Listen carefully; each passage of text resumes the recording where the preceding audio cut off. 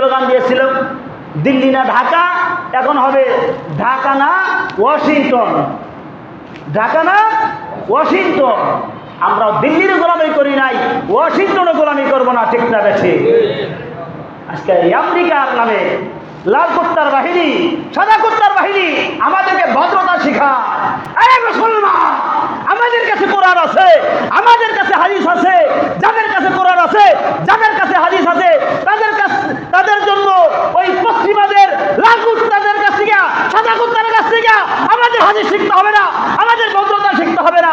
আমরা ভদ্রতা কোরআন থেকে শিখতে হবে। আমাদের কাছে কোরআন আছে, আমাদের কাছে হাদিস আছে, আমরা তাদের কাছে কেন শিখতে যাব? তারাকতু ফীকুম আমরাইন লান তাদিল্লু মা তামাসসাকতুম বিহিমা কিতাবাল্লাহি ওয়া সুন্নাত রাসূল। নবীজি বলেন, আমি দুনিয়া থেকে বিদায় হয়ে গেলাম, দুইটি জিনিস শিখে গেলাম, একটা হলো আল্লাহর কোরআন, একটা রাসূল করিম সাল্লাল্লাহু আলাইহি ওয়াসাল্লামের সুন্নাত। এই দুইটা যাদের কাছে আছে, তাদের জন্য তো বাহিরের খ্রিস্টান, নাসারা, ইহুদিদের কাছ থেকে সভ্যতা শিখতে হবে না, ঠিক না? প্যারা হাজির এক পাহলওয়ান, এ বিচারা হলো যতই যুদ্ধ যায় সে বিজয় লাভ করে। নামটা আমি ভুলে গেছি, নেটে আছে। এই পাহলওয়ান হোটেলে গেছে খাবার খেতে, তার চেহারা একবারে কালো।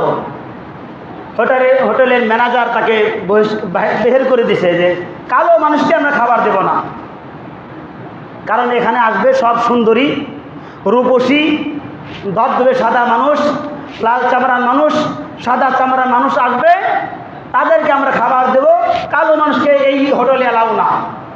তার শরীরে শক্তি আছে, রক্ত গরম হয়ে গেছে, যা ধাপ ধাপ মেরে দিয়ে সে চলে আসছে।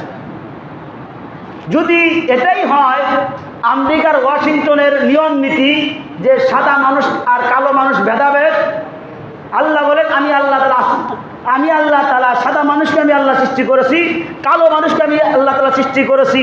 তোমরা যদি সভ্যতাতে শিখাতে চাও তাহলে তোমাদের ভেতরে কেন ভেদাভেদ? তোমরা কালো মানুষকে অ্যালাউ করো না, তোমরা সাদা মানুষকে পছন্দ করো, কালো মানুষকে দেখতে পারো না, তোমাদের ভেতরে সভ্যতা নাই। তোমরা মানবজাতিদেরকে, বাংলার মানুষদেরকে সভ্যতা শিখাতে চাও, সুতরাং এই ধরনের সভ্যতা আমরা বাংলার জমিনে মানুষ বরদাস্ত করবো না, ঠিক না? বেঠি আল্লাহ তাআলা আমাদেরকে হক বোঝার মতন তৌফিক দান করুন, হকের উপর চলার তৌফিক দান করুন।